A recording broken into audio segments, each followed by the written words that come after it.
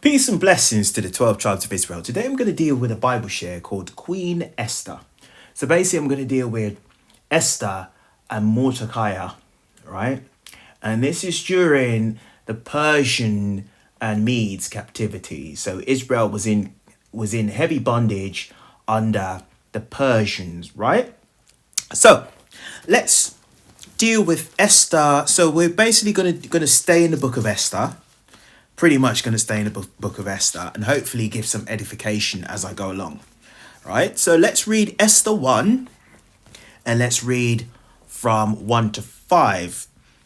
So this, let me just set it up a little bit. So this king, this Persian king is called Ahasuerus, right? So he's the king and he was married to a queen called Vashti. And Vashti was a Persian queen, right, that he was married to. And she started to play up. She was playing up. And then he decided to find a new queen. So that's basically the main theme of the story, right? So let's read from 1. Now it came to pass in the days of Ahasuerus, this is Ahasuerus, which reigned from India even unto Ethiopia, over 127 provinces. So it was a huge kingdom that he had. He had a kingdom which reigned from India, so he's Persian, so he would have been from India, and even onto Ethiopia. So it stretched all the way to Ethiopia, over 127 provinces. That in those days when the king Ahasuerus sat on the throne of his kingdom, which was Shushan the palace, so that's the name of the palace. In the 3rd year of his reign, he made a feast unto all his princes and his servants, the power of Persia and Media, the nobles and princes of the provinces being before him. And he showed the riches of his glorious kingdom and the honour of his excellent majesty, many days, even 180 days. And when these days were expired, the king made a feast unto all the people that were present in Shushan, the palace, both unto great and small, 7 days in the court of the garden of the king's palace. Right? So let's read it. Let's read it all the way down. Right? So let's read it all the way down to 22. Where with white, green, and blue hangings fastened with cords of fine linen, and purple to silver rings and pillars of marble. The beds were of gold and silver upon a pavement of red and blue and white and blue marble. Okay, let's skip down to 9.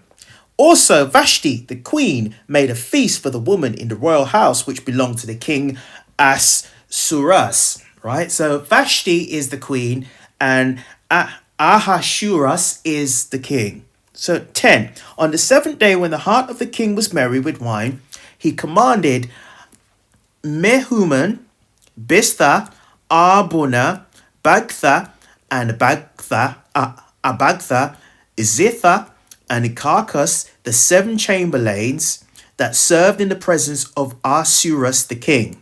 Right, so these were his helps. To bring Vashti the queen before the king with the crown royal, to show the people and the princes her beauty, for she was fair to look upon. So she was a very beautiful woman. But the queen Vashti refused to come at the king's commandments by his chamberlains. Therefore was the king very wroth, and his anger burned in him. So he was not very happy with her, because he asked her to with the crown royal, to show the people and the princes her beauty, for she was fair to look upon. So suppose he wanted to show her off, and she said no, she's not doing it. Right, so we read in 12.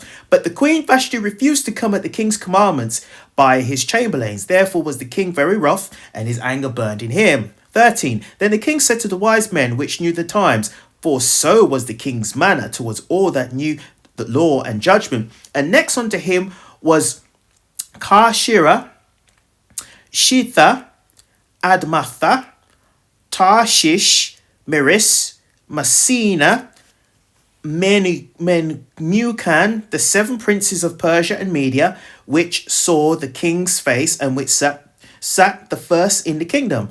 what shall we do unto the queen Vashti? So we're all wondering now, what are we going to do about Vashti? Because she definitely won't do what you ask her to do, which is wholly disrespectful. So what are we going to do? What shall we do unto Queen Vashti according to the law? Because she had not performed the commandments of the king Ahasuerus by the chamberlains.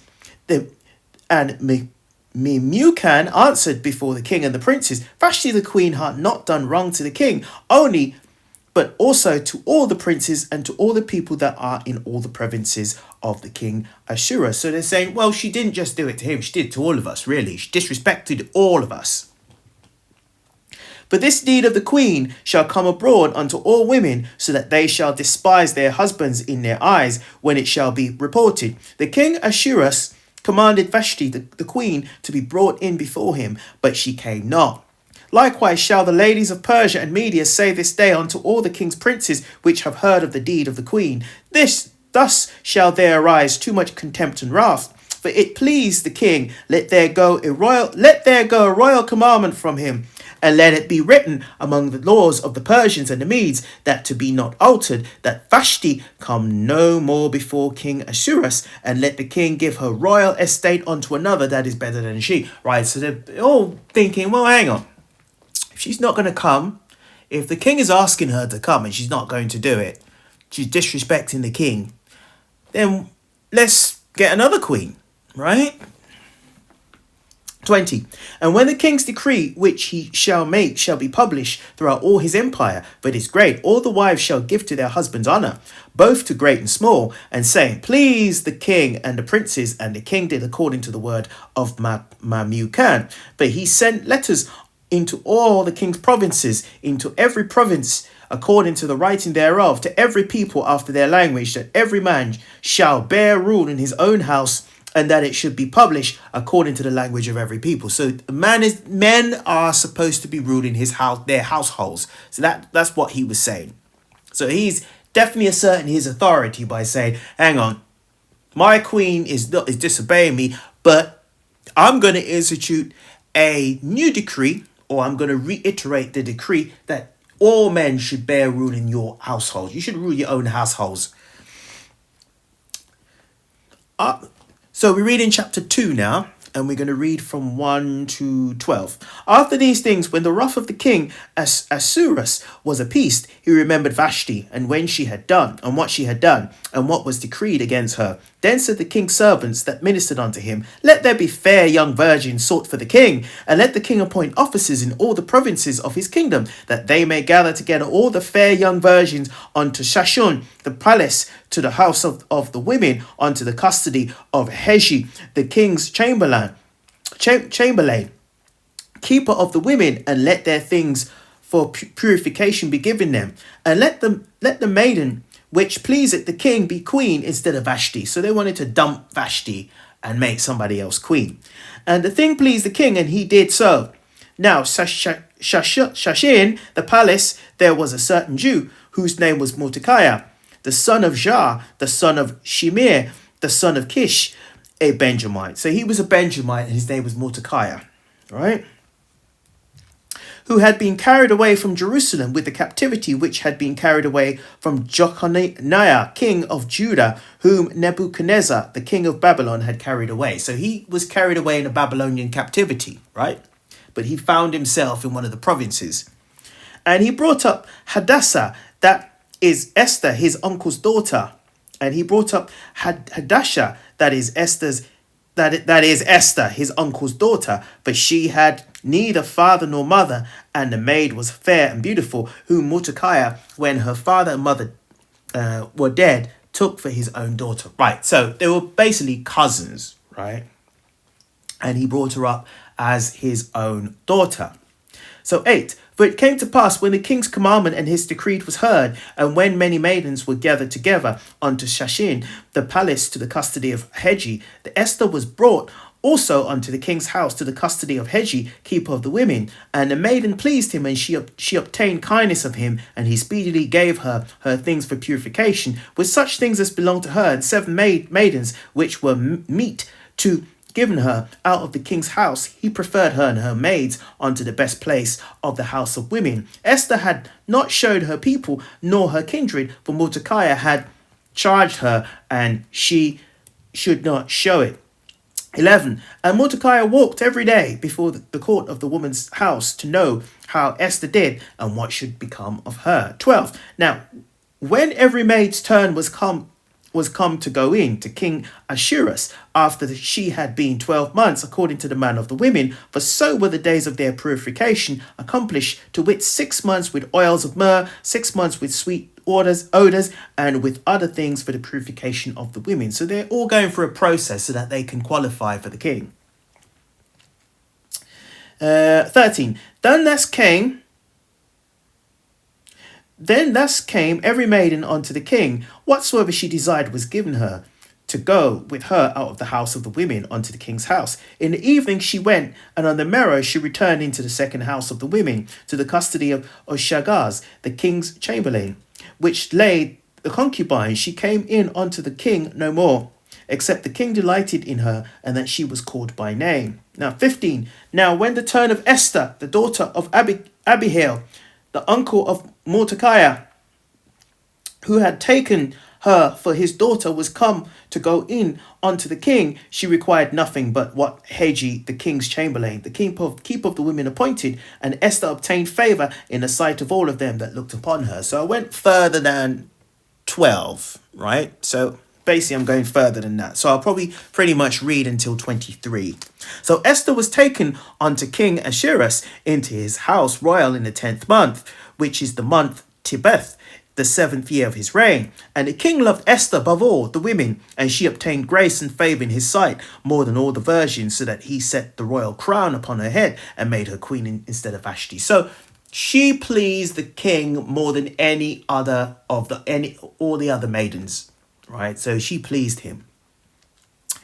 Then the king made a great feast unto all the princes and his servants, even Esther's feast, and he made a release to the provinces and gave gifts according to the state of the king. And when the virgins were gathered together the second time, then Mordecai sat in the king's gate. Esther had not yet showed her kindred nor her people, as Mordecai had charged her, for Esther did the commandment of Mordecai, like as when she was brought up with him, right? So she obeyed him as if he was her father.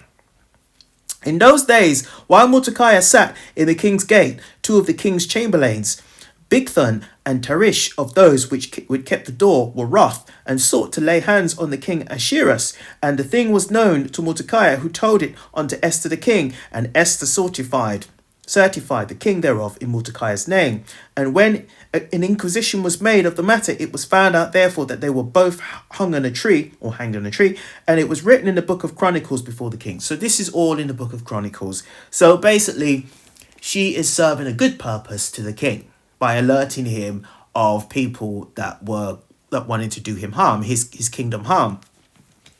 So let's read chapter 3. And we may be skipping bits, but it's a pretty short chapter. I might read it all, actually. So we're reading Esther chapter 3 from 1 to pretty much 2:15. After these things did Ahasuerus promote Haman, the son of Hammedatha, and Hagedite, and advanced him and set his seat above all the princes that were with him, and all the king's servants that were in the king's gate bowed and reverenced Haman, for the king had so commanded concerning him. But Mordecai bowed not, nor did him reverence. So Mordecai didn't bow to Haman, right? 3. Then the king's servants which were in the king's gate said unto Mordecai, Why transgresseth thou the king's commandment? Now it came to pass, when they spake daily unto him, and he hearkened not unto them, that they told Haman to see whether Mordecai's matters could stand, for he had told them that he was a Jew. So Mordecai was a Jew, and Haman, I think he was a heathen. But anyhow, let's read on. And when Haman saw that Mordecai bowed not, nor did he reverence, then was Haman full of wrath. So he was very angry. How dare you not bow to me? Right? All right. 6. And he thought scorn to lay hands on Mordecai alone, for they had showed him, the people of Mordecai, Wherefore Haman sought to destroy all the Jews that were throughout the whole kingdom of Ahasuerus, even the people of Mordecai. So basically Haman was a bad egg. And I suppose Mordecai sussed it. This guy is up to no good. He's a no good man, right? So there was kind of like, I'm not going to bow to you because you're no good. And Haman, in return, he said, you know what? I'm going to kill all them Jews, right? Sometimes you get rotten eggs, right? And you can sense when someone's a rotten egg, right? So let's read 6 again. And when he thought scorn to lay hands on Mordecai alone, for they had showed him the people of Mordecai, right? So he had realized that Mordecai was a Jew and his people were Jewish. Not Jewish. No such thing as Jewish. They were Jews, right? Not sure why I say Jewish. Jews, right? Jewish means that you are pertaining to, or you are a Jew, but you're kind of not, right? But we know that our people are Jews or Israelites, right? So let's read 6 again. And he thought scorn to lay hands on Mordecai alone, for they had showed him the people of Mordecai. Wherefore Haman sought to destroy all the Jews that was throughout the whole kingdom of Ahasuerus, even the people of Mordecai. So that's the whole kingdom. So we're talking not just one country. We're talking about the Jews that were spread throughout the kingdom. In the first month, that is the month of Nisan, in the 12th year of King Ahasuerus, they cast pur, that is the lot. That is the lot before Haman from day to day and from month to month, to the 12th month, that is the month Ador. And Haman said unto King Ahasuerus, there is a certain people scattered abroad and dispersed among the people in all the provinces of their kingdom, and their laws are diverse from all people, neither keep they the king's laws. Therefore it is not for the king's profit to suffer them. If it please the king, let it be written that they may be destroyed, and I will pay 10,000 talents of silver to the hands of those that have the charge of the business, to bring it into the king's treasuries. So basically, he was a bad egg. You know, Haman is saying, let's kill them all. Let's kill all the Israelites. Right? That's literally what he's saying to the king. We should just kill all the Israelites because their laws are not our laws. You know, there's some strange people. Let's kill them all. Right? 10. And the king took his ring from his hand and gave it unto Haman, the son of Hammedatha, the Agagite, the Jews' enemy. So the Agagites were the Jews' enemy. And king said unto Haman, the silver is given to thee, the people also to do with them as it seemeth good to thee. Then were the king's scribes called on the 13th day of the first month, and there was written according to all Haman had commanded unto the king's lieutenants, and to the governors that were over every province, and to the rulers of every people of every province, according to the writing thereof, and to every people after their language, in the name of King Ahasuerus, as it was written and sealed with the king's ring. And the letters were sent by post into the king's provinces to destroy, to kill, and to cause to perish all Jews, both young and old, little children and women, in one day, even upon the 13th day of the 12th month, which is the month of Ador, and to take the spoil of them for a prey. The copy of the writing for the commandment to be given in every province was published unto all people, that they should be ready against that day. The post went out, being hastened by the king's commandment, and the decree was given to Shushan the palace, and the king and Haman sat down to drink, but the city of Shushan was perplexed. Right, so basically that commandment went out. Right, so what happened is that the king took his ring from his hand and gave it unto Haman, the son of he was an Agagite, which were the Jews' enemy. And the king said unto Haman, the silver is given to thee, the people also to do with them as it seemeth good to thee. So he thought that he was doing a good thing by killing the Jews, by going with what Haman was saying. That's the king. Then were the king's scribes called on the 3rd day and the 1st month, and there was written according to all that Haman had commanded unto the king's lieutenants, and to the governors were over every province, and to the rulers of every people of every province, according to the writing thereof, and to every people after their language, in the name of King Ahasuerus was it written and sealed with the king's ring. So he gave the authority to go and kill the Israelites, right? Okay, so let's move on to chapter 4. So what we're going to do, these chapters are fairly short. So, because I've still got quite a bit to read, what I will do is I will, in terms of chapter 4, I would read from 13. So we'll read from chapter 1. So we read chapter 4 and we'll read from verse number 1. And then we'll drop down the chapter until we get to the end. When Mordecai perceived all that was done, Mordecai rent his clothes and put on sackcloth and ashes and went out into the midst of the city and cried with a loud and bitter cry. And it came even before the king's gate, for none might enter into the king's gate clothed with sackcloth. And in every province whithersoever the king's commandments in his decree came, there was great mourning among the Jews, and fasting, and weeping, and wailing, and many lay in sackcloth and ashes. So Esther's maids and her chamberlains came and told it to her. Then was the queen exceedingly grieved, and she sent Raymond to clothe Mordecai, and to take away his sackcloth from him, but he received it not. 5. And then called Esther for Hatesh, one of the king's chamberlains, whom he had appointed to attend upon her, and gave him a commandment to Mordecai to say, know what it was, and why it was. So Hatesh went forth to Mordecai unto the street of the city which was before the king's gate. Mordecai told him of all that had happened unto him, and the sum of the money that Haman had promised to pay to the king's treasuries for the Jews to destroy them. Also, he gave him the copy of the writing of the decree which was given to Shashun to destroy them, and to show it unto Esther, and to decree unto her to charge her that she should go in unto the king to make supplications unto him, and to make requests before him for her people. And for her people, so she was an Israelite, obviously, she was a Jew.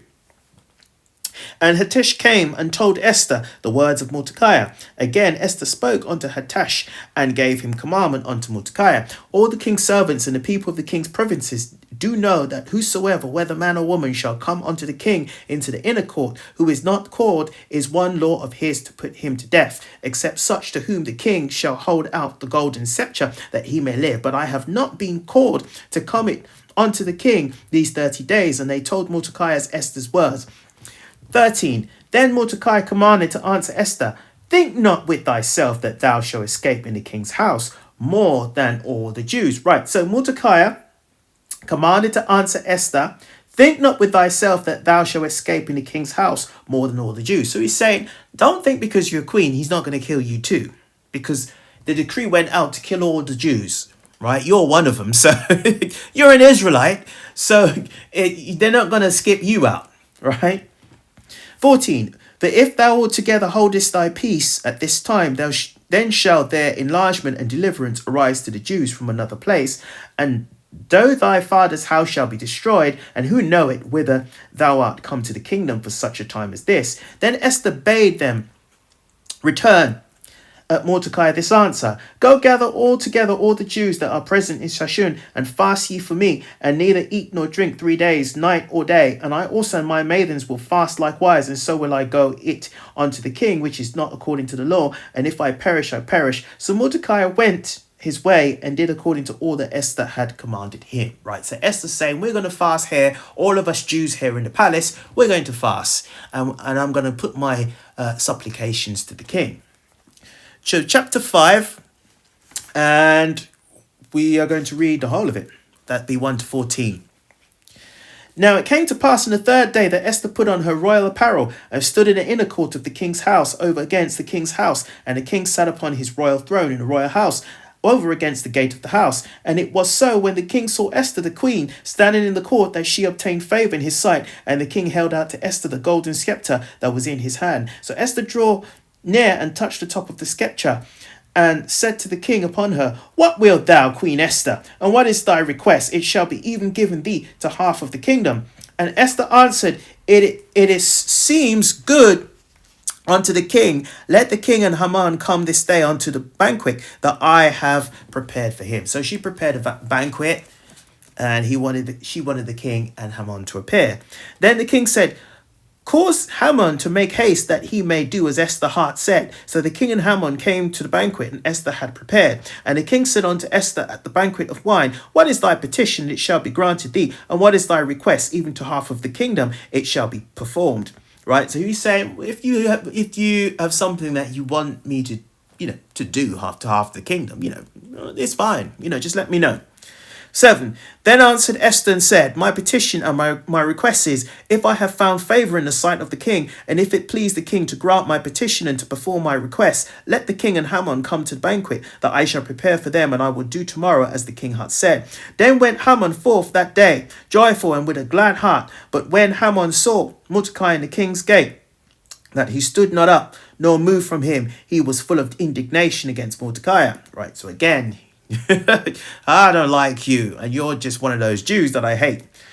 10. Nevertheless, Haman refrained himself, and when he came home, he sent and called his friends and Zeresh his wife. And Haman told them of the glory of his riches and the multitude of his children, and all the things wherein the king had promoted him, and how he had advanced him above the princes and servants of the king. Haman said moreover, Yea, Esther the queen, let not no man come in with the king unto the banquet that she had prepared, but myself, and tomorrow am I invited unto her also with the king. Yet all this availeth me nothing, so long as I see Mordecai the Jew sitting at the king's gate. Then said Zeresh his wife and all his friends unto him, Let a gallows be made of 50 cubits high, and tomorrow speak thou unto the king, that Mordecai may be hanged therein, that go thou in merrily with the king unto the banquet. And the thing pleased Haman, and he caused the gallows to be made. Right, so even his wife, right, and all of his friends unto him,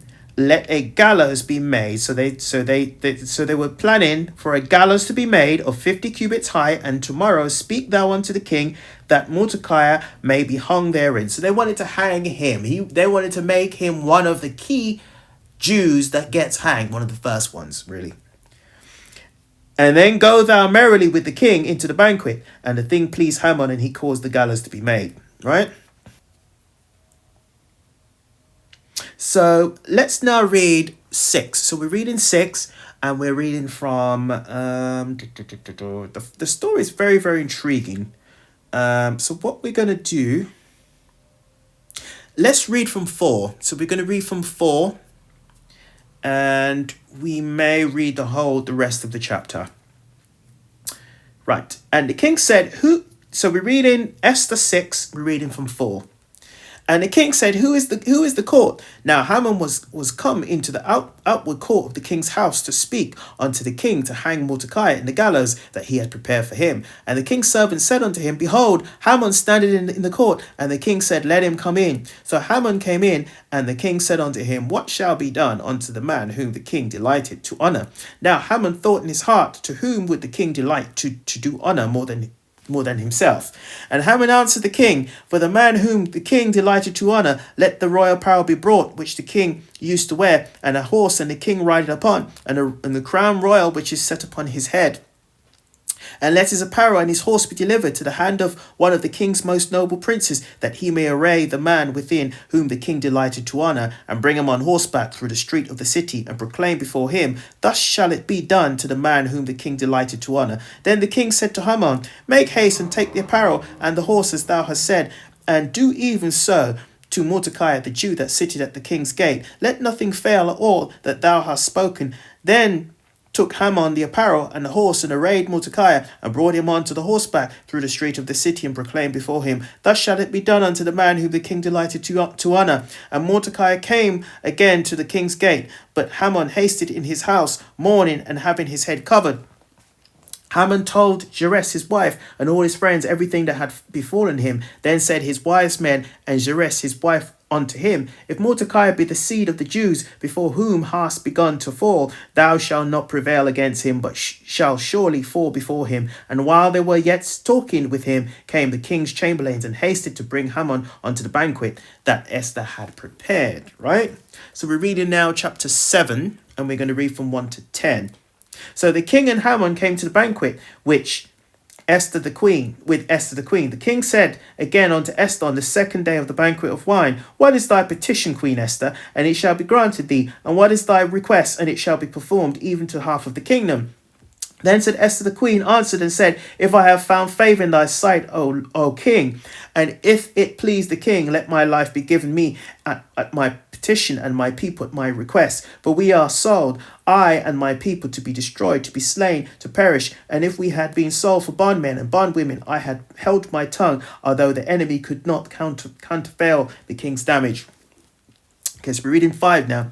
Then the king Ahasuerus answered and said unto Esther the queen, Who is he, and where is he that durst perform his heart to do so? And Esther said, The adversary and enemy is the wicked Haman. Right, so she's answering him and says, Haman, he's the problem. Then Haman was afraid before the king and the queen. And the king arising from the banquet of the wine in his wrath, went into the palace garden, and Haman stood up to make request for his life to Esther the queen. But he saw that there was evil determined against him by the king. Then the king returned out of the palace garden into the place of the banquet of wine, and Haman was fallen upon the bed wherein Esther was. Then said the king, Will he force the queen also before me in the house? As the word went out of the king's mouth, they covered Haman's face. And Harbonah, one of the chamberlains, said before the king, Behold also the gallows 50 cubits high, which Haman had made for Mordecai, who had spoken good for the king, standing in the house of Haman. Then the king said, Hang him thereon. So the king said they should hang Haman. So they hanged Haman on the gallows that he had prepared for Mordecai. Then was the king's wrath pacified. Right. So instead of it was prepared for Mordecai to die first, but it happened to Haman instead of Mordecai. So we read in 8. So we'll read from the beginning, and let's read from the beginning, and we may drop down verses that we don't need, right?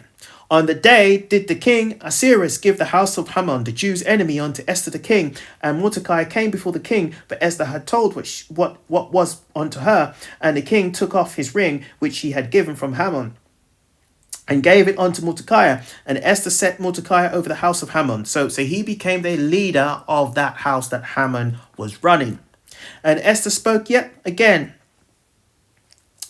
before the king, and fell down at his feet, and besought him with tears to pull away the mischief of Haman the Agagite, and his device that he had devised against the Jew. Then the king held out the golden scepter towards Esther. So Esther arose and stood before the king, and he said, If it please the king, and if I have found favour in his sight, and the things seem right before the king, and I be pleasing in his eyes, let it be written to reverse the letters devised by Haman, the son of Hammedatha the Agagite, which he wrote to destroy the Jews which are in all the king's provinces. For how can I endure to see the evil that shall come upon my people? Or how can I endure to see the destruction of my kindred?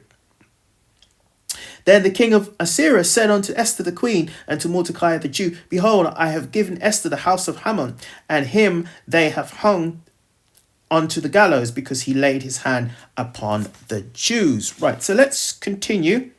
Write ye also for the Jews as it liketh you in the king's name, and seal it with the king's ring. For the writing which is written in the king's name is sealed with the king's ring. May no man reverse. Right, so let's drop down to 9.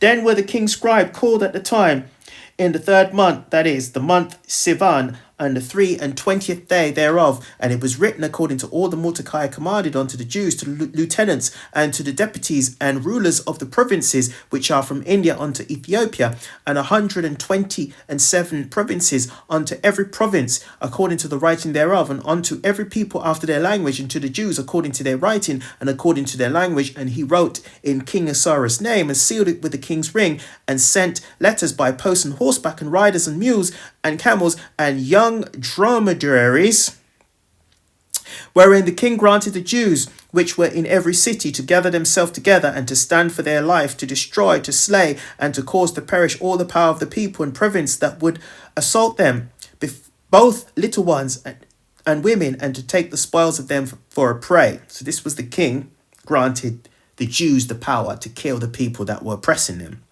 Upon one day in all the provinces of King Ahasuerus, namely upon the 13th day of the 12th month, which is the month of Adar, the copy of the writing for a commandment to be given in every province was published unto all people, and the Jews should be ready against the day to avenge themselves on their enemies. So the post that rode upon mules and camels went out, being hastened and pressed on by the king's commandments, and the decree was given to Shushan the palace. And Mordecai went out from the presence of the king in the royal apparel of blue and white, and of great crown of gold, and a garment of fine linen and purple. And the city of Shushan rejoiced and was glad. The Jews had light and gladness and joy and honor, and in every province and in every city, whithersoever the king's commandment and his decree came, the Jews had joy and gladness, a feast and a good day. And many of the people of the land became Jews, for the fear of the Jews fell upon them.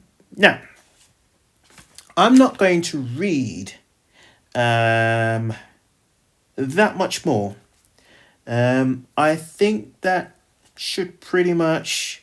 Let's read the very last chapter 10, and then we will end this one, right? So we're reading chapter 10 now. And the king Ahasuerus laid a tribute unto the land and upon the isles of the sea, and all the acts of his power and his might, and the declaration of the greatness of Mordecai, whereunto the king advanced him, and are they not written in the book of Chronicles of the kings of Media and Persia? For Mordecai the Jew was next unto King Ahasuerus, and great among the Jews, and accepted of the multitude of his brethren, seeking the wealth of his people, and speaking peace to all his seed. Right, so what we want to take from that story, because it's a pretty long story, even though it's a short book, is that Esther was for her people. So the Most High put the Spirit on, because the Israelites that were trapped in that captivity, right, in the Persian captivity, they were under heavy bondage. And the Most High rose up Mordecai and Esther to help to free his people, right, to go easy on his people, and ultimately free them from their bondage, right? So I thought it's interesting that the Lord put the Spirit on Mordecai, and he encouraged his cousin Esther to become queen, to take the place of queen. And then in returns, it stopped the Jews from being murdered, basically, from being murdered, right, by evil men, by the evil decree, spurred on by Haman and the king too, right? So it's an interesting story of a sister, a daughter of Zion, doing good, right? Now, albeit she was marrying a heathen, so obviously that's not what we should be doing, right? But it was a particular instance where the Lord allowed it to happen simply so that his people can be let free, right? Simply so that not his heathens, but simply so that his people can be set free, right? But the important thing that we want to take from that is that as brothers and sisters that are Israelites, it's very important that we love our neighbor as we love ourselves. It's important that as brothers and sisters, we love each other, we take care of each other. So if they do it to one, then they do it to all. Now, this is an extreme circumstance, of course, very unusual and very extreme circumstance, but we should have a real love for each other, right? We should have a very, very strong connection with each other. So if our people are at a situation where we're going to be destroyed, or we're going to be oppressed, harassed, or put in heavy bondage, then and we have someone or a bunch of our people can alleviate that, then we should step in and do it, right? So it's a good story of a daughter of Zion doing good. But again, she didn't do it of her own. She did it under the commandments of a man, an Israelite man, which was Mordecai, right, who raised her, right? Now, I'm not going to say anything more add anything more onto the story, because I just wanted to just recite that story and hopefully edify people with it being read, right? So brothers and sisters, I hope you were edified. Shalom.